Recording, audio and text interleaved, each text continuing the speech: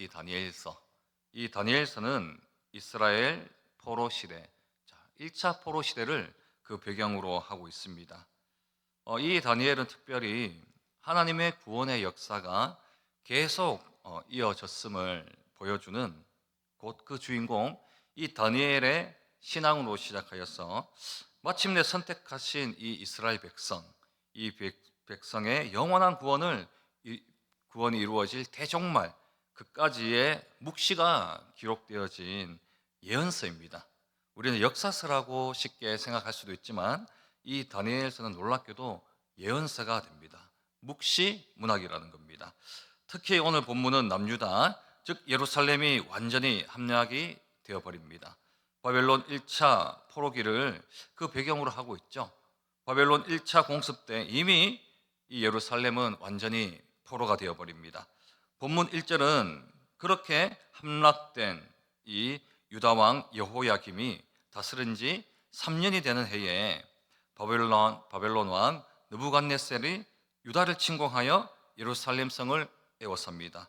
이 침공으로 바벨론 왕은 여호야김과 그리고 이스라엘 자손 중에서 왕족과 또 귀족 몇 사람, 그런데 그냥 귀족 몇 사람이 아니라 흠이 없고 용모가 아름다우며 또 모든 지혜를 통찰하고 지식에 통달한 학문에 익숙하여서 왕궁에 설 만한 소년을 데려오게 하였습니다. 그 중에서 가장 이제 엘리트 소년들을 데려오게 하였던 것이죠. 그런데 이 모든 일을 누가 주도했습니까? 우리 본문 3절 한번 보십시오. 느부갓네살 왕이 환관장 아스부나스에게 지시하여 그 일을 주도하도록 한 것을 우리는 알 수 있습니다. 환관장이란 이 직분은 당시 궁중의 관리들을 지칭하는 것입니다. 그래서 이 아스부나스는 상위 요직에 있었던 관리였습니다. 특별히 포로들의 선별 그리고 교육까지 책임지는 그러한 명령을 부여받은 자였죠. 4절에 이 아스부나스가 궁극적으로 해야 될 일이 있었습니다. 그것이 무엇이었습니까? 선별되어 온 이스라엘 소년들의 이 마음과 이 정신의 이교 바벨론의 이 정신을 불어 넣는 것이었습니다. 즉 하나님 백성의 정체성을 잊어버리게 하는 것이 바로 이 아스부나스가 해야 될 궁극적인 목적이었습니다. 이 언약의 자녀들이 바라보는 이 시각 그리고 이 행위에 있어서 완전히 바벨론 사람이 되도록 만드는 것, 이것이 환관장 아스부나스의 일이었던 겁니다. 그렇다면 이런 바벨론의 포로 정책, 이 포로 정책은 단순한 역사적 기록이 아닌 것이죠. 우리는 이 다니엘서가 예언서라는 사실을 유념해 볼 때 이 포로의 역사는 나라로 치면 이스라엘과 바벨론, 그리고 도성으로 보면 예루살렘과 이 바벨이라는 하나님 나라의 수도와 사탄 마귀의 이 수도들끼리 이 두 도성이 대립한 채 영적 전쟁을 치르고 있는 중이라는 사실입니다. 그것을 증거하는 구절이 바로 2절에 있죠. 이 느부갓네살 왕은 유다 왕 여호야김을 포로로 잡습니다. 그리고 하나님의 성전에서 사용하던 그 그릇을 어디에 둡니까? 시날 땅에 위치한 자신들의 신전 보물 창고에 두었다라고 그렇게 기록하고 있습니다. 시날이라는 지명은 우리가 다 아시다시피 바벨론의 옛 지명입니다. 바벨탑이 지어졌던 그러한 곳이죠. 즉 인간의 이름을 높이기 위해 바벨탑을 건설한 이 장소에, 그리고 그 장소에 유독 그 신전 안에 하나님의 성전에서 사용했던 거룩한 이 식기 그릇들을 그 보물 창고에 두었다라는 것은 바로 이 예루살렘과 그리고 이 바벨론의 영적 전쟁을 묘사하고 있는 것입니다. 다시 말해서 다니엘서 1장에서 너무나 분명한 이 사실은 바로 언약의 자녀들이 영적 전쟁 속으로 지금 빨려 들어가고 있다는 사실입니다. 언약의 자녀들이 포로가 된 것이 중요한 것이 아니라 그 이면에 궁극적으로는 이 언약의 자녀들이 영적 전쟁 속으로 빨려 들어가고 있다는 겁니다. 특히 6절을 보시게 되면 아스부나스는 유다 자손 곧 다니엘과 하나냐와 미사엘과 아사랴를 바벨론화 시키려고 합니다. 그런데 자세히 보시면 이들의 지파가 어디입니까? 바로 예수 그리스도의 직계 조상인 유다 지파의 소년들이었습니다. 그렇게 볼 때 바벨론 포로기는 곧 예수 그리스도와 사탄 마귀의 영적 전쟁, 또 그리고 하나님의 백성과 이 그렇지 않은 이방인 이 바벨론과의 영적 전쟁이라는 것이죠. 자, 이렇게 영적 전쟁에서 아스부나스가 가장 먼저 한 일이 무엇입니까? 소년들의 이 이름을 계명하는 것이었습니다. 이 소년들의 이름에는 아름다운 영적 의미들이 다 담겨 있는 것이죠. 다니엘은 하나님은 재판관이다. 그리고 하냐나는 여호와의 자비란 뜻이고요. 미사엘은 하나님과 같은 자 누구냐? 아사랴는 여호와께서 도울 것이라는 아주 아름다운 뜻을 가지고 있었습니다. 그런데 이들의 이름은 완전히 바벨론화 되어 버리는 것이죠. 이 다니엘의 이름은 왕의 명령을 지켜라라는 뜻의 벨드사살로, 하냐냐라는 이름은 태양신의 명령이다라는 사드락으로, 이 미사엘은 월신과 같은 이가 누구냐라는 메삭으로, 아사랴는 느고의 종, 느고는 지혜의 신입니다. 느고의 종이라는 야벳 느고로 바뀌게 됩니다. 그런데 이렇게 특이한 점은 바벨론의 영적 공격은 무자비하거나 폭력적이지 않았다라는 사실입니다. 아주 신사적으로 교묘하게 기초적인 것부터 서서히 하나님의 자녀들을 잠식해 나가려 했다라는 겁니다. 이 소년들은 왕궁 안에 가도록 했습니다. 바벨론의 뛰어난 학문과 수준 높은 언어를 가르치며 왕이 먹는 음식과 마시는 포도주로 그들을 유혹하였습니다. 겉으로 보기에 왕이 먹는 음식과 포도주는 최상급의 재료로 만든 최고의 요리들이었습니다. 그러나 이 다니엘은 그 음식의 표면만을 보진 않았습니다. 이 음식들이 레위기의 음식법에서 부정한 것으로 규정한 것들이 많이 있었음을 알게 되었습니다. 예컨대 돼지고기나 피를 완전히 제거하지 않은 날로 먹는 그러한 음식들, 또한 그들의 대표 신인 벨이나 느보와 같은 신에게 희생제물로 드린 그러한 음식들이 왕과 왕실 사람들에게 제공되었기 때문입니다.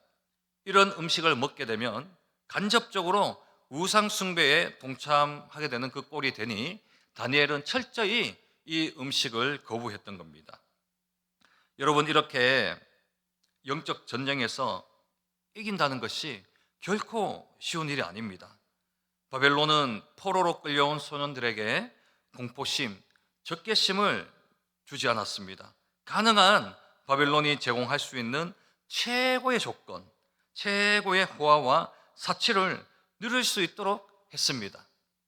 어린 소년들의 마음, 아직 성인이 채 되지 못한 이들, 어린 소년들이 이 바벨론의 궁전에 있을 때 그들은 쉽사리 바벨론의 이 영광에 침체되고 도취되고 맙니다. 다시 말해서 바벨론이 강압적, 고압적, 위압적으로 그들을 대하지 않더라도 바벨론에 있는 이 화려하고 호화스럽고 사치스러운 이것을 호의와 자비로 베풀어 버리면 이런 것으로 인해서 하나님의 백성들은 서서히 잠식되어 나갈 수밖에 없었던 것을 이 느부갓네살 왕은 잘 알고 있었던 것이죠. 과거 우리나라에도 일제강점기 시절에 민족 말살 정책의 일환으로 일본이 어떻게 했습니까? 조선의 역사, 언어, 문화, 교육들을 억압했습니다. 일본의 역사와 종교, 그리고 언어와 문화, 이런 것들을 강제로 주입시켰던 시절이 있습니다.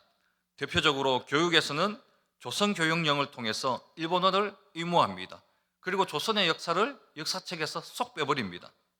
그리고 언론에서는 총독부의 기관지인 매일신보를 제외한 대부분의 신문을 폐지하도록 했습니다. 그리고 종교적으로 중요한 것이 있죠. 바로 종교 통합 정책입니다. 너희들 종교 다 좋다, 불교도 좋고 다 좋아. 그런데 우리 일본의 종교도 너희들이 수용해. 신사 참배를 해야 돼. 교회 예배당 안에 신사를 두어야 해. 이런 식의 신사 참배를 강제하여 종교 통합 정책이라는 이 교묘한 말로 기독교를 탄압했던 것들을 우리는 잘 알고 있습니다. 이처럼 바벨론의 영광이 무서운 이유가 여기에 있습니다. 바벨탑 사건의 주역들이 누구인지 우리 한번 볼까요? 바로 당시 최고의 지식과 지혜를 가진 무리들이었습니다. 창세기 10장을 보시게 되면 셈과 함과 야벳이 각기 다른 족속과 언어와 지방과 나라대로 흩어졌음을 우리는 알 수 있습니다. 즉 셈과 함과 야벳이 각기 다른 언어를 가졌다는 것을 우리는 알 수 있죠. 그러나 갑자기 창세기 11장 바벨탑 사건을 보십시오. 창세기 11장에 돌아오게 되면은 온 땅의 언어가 하나요, 말이 하나였다라고 읽는 독자들로 하여금 헷갈리게 합니다.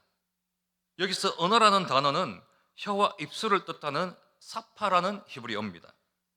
즉 제한된 자기들의 족속끼리 전라도면 전라도, 경상도면 경상도, 충청도면 충청도, 이렇게 제한된 족속끼리 서로 사용하는 박은 정도로 해석할 수 있는 그러한 단어입니다. 그런데 말이 하나였다라는 그러한 글이 딱 들어가게 되죠. 이것은 말은 다바르라는 단어입니다. 다바르는 하나님께서 인간에게 부여하신 공통어입니다.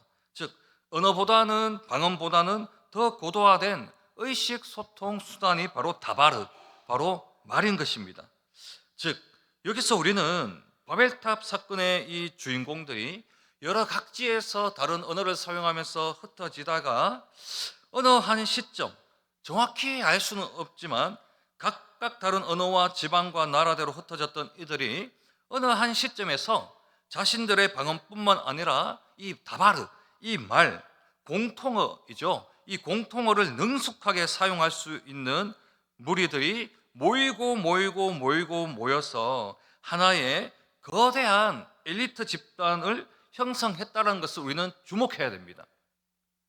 이 바벨탑 사건이 그냥 이 세상에 있는 여러 사람들이 이리저리 돌아다니다가 바벨탑을 그냥 세운 게 아니라 그 가운데서도 가장 엘리트 집단, 이 엘리트 집단이 그 무리들을 어떻게 합니까? 리더하고 그 사람들을 이끌어서 바벨탑을 건설하게 되는 거죠.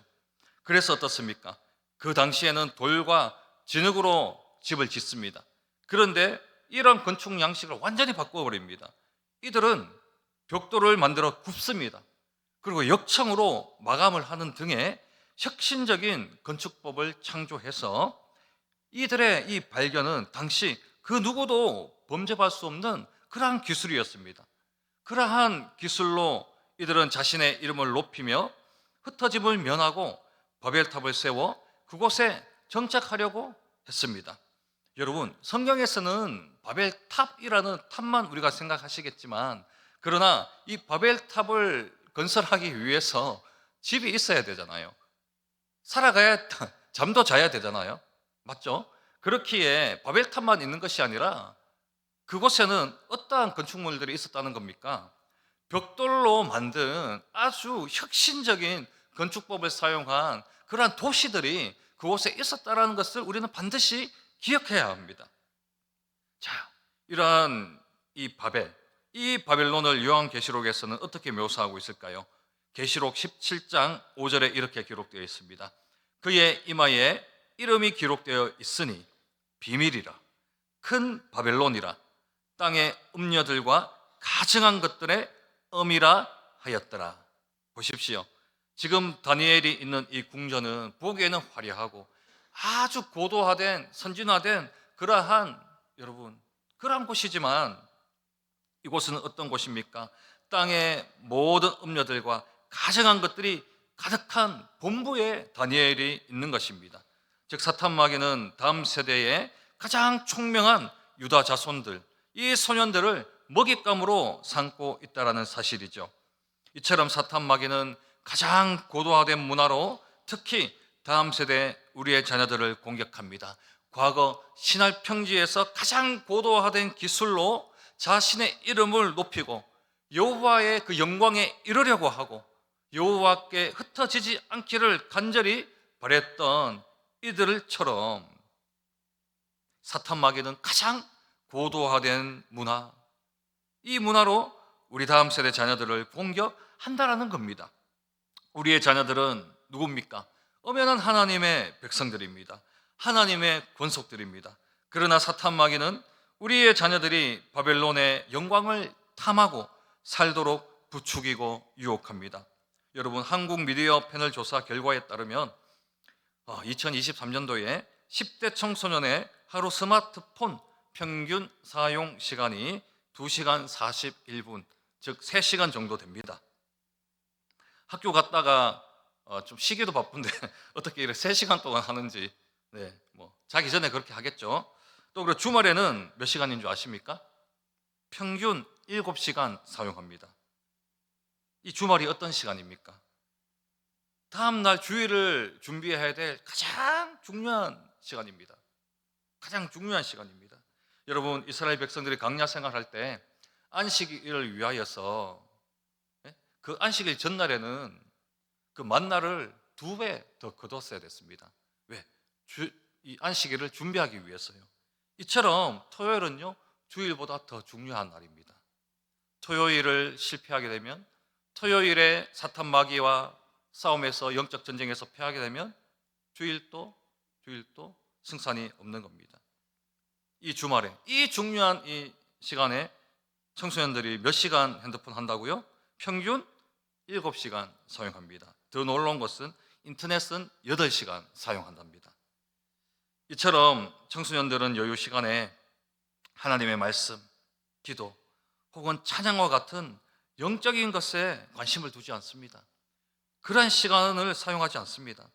스마트폰을 통해서 즉각적으로 SNS나 웹툰, 유튜브, 넷플릭스와 같은 소셜미디어의 콘텐츠에 접속하고 그 한 주에 있었던 그 고통과 그 학업의 스트레스를 위로받고 쉼을 얻는다는 사실입니다. 여러분, 친구들은 부르면 안 올 수도 있고, 친구들은 좀 만나자고 하면 시간이 안 될 수도 있습니다. 거리적인 그러한 것이 있기 때문이죠. 그런데 핸드폰은요, 바로 자기 옆에 있습니다. 아이들이 핸드폰은 자기 전까지도 할 수 있습니다. 늘 자기 옆에 있습니다. 가장 신실한 자기의 친구입니다. 그런데 이 핸드폰으로 영적인 것을 도모하는 것이 아니라 우리 다음 세대 자녀들이 핸드폰을 통해 바벨론의 그 음란하고 가증한 것들을 탐하고 그곳에 미혹되고 있다는 사실이죠. 그러므로 우리는 바벨론의 편리와 아름다움과 풍요를 경계해야 합니다. 우리의 자녀들이 좋은 대학에 가고 좋은 직장에 취업하는 것 너무나 귀한 일입니다. 자신이 갈고 닦은 이 전문성으로 사회와 이웃에 기여하는 것 너무나 아름답고 하나님께서 내 이웃을 사랑하라는 그 계명 안에 들어있는 겁니다. 그러나 우리의 자녀들이 바벨론화 되어 가는 것은 또 다른 문제입니다. 바벨론에서 아무리 성공한 자라도 하나님 자녀된 도리와 의무를 망각한 채 하나님과 교회와 멀어진다면 우리는 사탄 마귀와의 영적 전쟁에서 심각한 피해를 입게 되는 것과 마찬가지입니다. 그러므로 우리는 8절과 9절에 기록되어 있는 다니엘의 아름다운 신앙을 잘 본받아야 합니다. 다니엘은 교묘하게 침투해오는 바벨론의 공격에 맞서서 자신을 더럽히지 않았습니다. 황광장 아스브나스에게 오히려 은혜와 긍휼을 얻게 됩니다. 그렇습니다. 우리가 신앙을 지키면 세상에서 도태되고 우리가 믿음을 지키면 세상 사람들에게 멸시받고 손가락질 받고 손해볼 것 같은 그러한 마음이 들겠지만 그것은 사탄이 주는 두려움입니다. 한나 티브리 소년 이 포로가 그 바벨론이라는 거대한 그 왕국에 그리고 그 왕국 속에 그 왕국 안에 있는 고위 관리직에게 저 음식 안 먹을래요? 라고 할 수 있는 것은 절대 쉬운 것이 아닙니다. 분명히 두려움이 있을 겁니다. 그러나 사탄이 주는 이 두려움을 다니엘은 이겨내었습니다. 오늘 말씀을 다시 보십시오. 그렇게 했을 때에 세상 사람들에게 다니엘이 멸시받았습니까? 손해보았습니까? 아닙니다. 오히려 9절을 보시게 되면 하나님이 다니엘로 하여금 환관장에게 은혜와 긍휼을 얻게 하셨다라고 분명히 기록하고 있습니다. 즉 우리는 속아서는 안 됩니다. 우리 하나님께서는 무모한 싸움의 소모품으로 우리를 사용하지 않습니다. 우리가 세상에 나아가 믿음과 신앙을 가지고 세상 속에서 하나님의 것을 가지고 우리가 나아갈 때에 우리가 무모한 싸움을 하고 또 그런 무모한 싸움의 소모품으로 우리를 사용하지 않으신다는 겁니다. 하나님은 우리를 강한 군사로 부르셨고 하나님의 군대로서 세상과 싸워 이길 힘과 능력을 부어주시고 다니엘과 같은 믿음과 신앙을 가지고 세상 속에 나아갈 때 우리의 하나님은 능히 이 세상 속에서 이기게 하시고 세상 사람들로부터 오히려 흠모함을 받고 세상 사람들에게 오히려 복을 나눠주는 그런 복된 인생으로 우리 하나님은 삼으신다는 겁니다. 우리가 반드시 기억해야 할 것은 우리가 강해서 강한 군사입니까? 아니라는 것이죠. 우리가 영적 전쟁에서 신앙의 절개를 지키고 세속적인 것들을 거부할 때 하나님께서 우리와 싸우시기 때문에 하나님이 우리와 함께 하시기 때문에 하나님의 강한 군사가 될 수 있는 겁니다. 우리의 강함이 아니라 우리는 하나님의 위대하심, 하나님의 강함을 보고 군사로 나서는 겁니다. 여러분 에베소서 6장에서 세상과 대적하여 싸울 성도들이 반드시 명심해야 할 교훈의 말씀이 있습니다. 6장 11절에 마귀의 관계를 능히 대적하기 위하여 하나님의 전신갑주를 입으라. 6장 13절에 이렇게 기록되어 있습니다. 그러므로 하나님의 전신갑주를 취하라. 이는 악한 날에 너희가 능히 대적하고 모든 일을 행한 후에 서기 위함이라. 보십시오. 전신갑주는 군사 용어입니다. 에베소서 말씀에 성도가 하나님의 전신갑주를 반드시 입어야 된다라는 겁니다. 이것은요 가시적인 장신구가 아닙니다. 보이지 않는 영적인 장신구입니다. 즉 우리가 영적 전쟁에서 승리하기 위해서 눈에 보이는 세상 것들이 아무런 도움이 되지 않는다는 겁니다. 영적 전쟁에서는 눈에 보이지 않는 영적 장신구를 착용해야 됩니다. 전신갑주의 중요한 요소인 진리의 허리띠, 믿음의 방패, 구원의 투구, 성령의 검, 곧 하나님의 말씀, 이 모든 것은 성령께서 우리가 세상에 나아가서 이길 수 있는 군사 장비들입니다. 무기들입니다. 그런데도 여러분, 자녀들이 읽는 책 중에 성경책은 몇 순입니까? 자녀들이 일주일 동안 읽어야 되는 그 책 중에서 성경책이 과연 몇 순위가 되는지 한번 생각해 보십시오. 또는 자녀들의 숙제는 점검하지만 자녀들이 밥을 먹고 또 아프지 않는 거 너무너무 중요하죠. 그런데 자녀들의 하루 신앙 숙제는 점검합니까? 잘 안 할걸요. 학원 숙제 했나? 이것이 더 중요한 부모님이 자녀들에게 묻는, 확인하는 것 아닙니까? 그런데 여러분, 우리와 우리의 자녀들이 이러한 삶을 사는데 어떻게 바벨론과의 영적 전투에서 싸워 어느 정도 싸워 승산이 있다라고 어떻게 우리가 확신할 수 있겠습니까? 우리가 반드시 기억해야 할 것은 바벨론의 시스템은 지금도 우리의 자녀들 안에서 작동하고 있다는 겁니다. 옛날 이야기가 아니라는 겁니다. 최고의 학문을 배우고 익히라. 최고의 대학에 가기를 힘쓰라. 그래서 세상의 영광을 차지하여 그 누구보다 안락하고 평안한 삶을 살라고 바벨론의 영광을 보여주며 사탄 마귀는 우리와 우리의 자녀들을 유혹하고 있습니다. 여러분, 오늘 본문은 그렇습니다. 결코 우리의 자녀들이 세상에서 도태되라고 말하는 것이 아닙니다.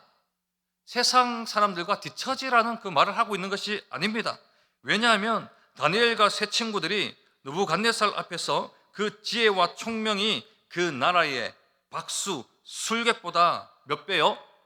10배나 나았다라고 기록하고 있지 않습니까? 오히려 다니엘과 세 친구들은 성실히 공부했고 미래를 준비했습니다. 중요한 것은 그 박수와 술객처럼 바벨론 사람이 아니었습니다. 바벨론에 살지만 바벨론화 되지 않았다라는 것이 더 중요한 것입니다. 그래서 우리의 자녀들이 바벨론화 되어 가는 것은 반드시 우리가 경계해야 합니다. 마치 사탄 마귀가 예수님을 시험할 때에 어떻게 했습니까? 온 천하 만국의 영광을 다 보여주면서 자신에게 절하라, 그러면 이 모든 것을 다 줄 것이다 라고 하는 이 시험처럼 우리 자녀들에게도 마찬가지입니다. 우리의 자녀들이 온 천하 만국의 모든 영광을 얻을지라도 자신의 믿음과 신앙을 잃어버린 채 살아가는 것은 곧 사탄 마귀에게 절하는 것입니다. 바벨론 우상들에게 절하는 인생과 다름없는 것입니다. 이처럼 우리는 바벨론과의 처절한 치열한 영적 전쟁 가운데 있습니다. 무엇보다 이 영적 전쟁에서의 승패는 무엇입니까? 우리 다음 세대 자녀들이 다니엘처럼 믿음과 신앙이 견고해지는 것입니다. 우리의 자녀들이 바벨론의 영광에 미혹되어 살아가는 그러한 인생이 아니라 여러 분야에서 다니엘처럼 탁월한 전문성을 가지고 이웃과 사회에 기여할 뿐만 아니라 이 세상에 속하지 않고 이 바벨론의 영광에 미혹되지 않고 오로지 하나님의 영광을 나타내며 하나님의 자녀답게 살아가는 것, 그렇게 살아가는 하나님의 강한 군사, 또 강한 용사 다 될 수 있길 간절히 바라고 소망합니다. 기도하겠습니다. 하나님 감사합니다.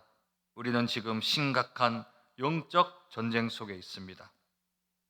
큰 바벨론이 우리와 우리의 자녀들을 하나님과 멀어지도록 속이고 미혹하고 있습니다. 세상 안에 있는 온갖 가증한 것들을 보여주며 우리를 영적 타락 속으로 밀어놓고 있습니다. 오 주님, 이 세대를 우리가 분별하게 하옵소서. 성도의 거룩함을 잃어버리지 않도록 분별하게 하여 주옵소서. 붙들어 주옵소서. 우리들이 이 세상의 영광이 아니라 오직 하나님의 선하시고 기뻐하시고 온전하신 뜻을 위하여 살아갈 수 있는, 평생을 주님을 위해 살아갈 수 있는 복된 성도와 자녀들 다 될 수 있게 축복하여 주옵소서. 예수님의 이름으로 기도합니다. 아멘.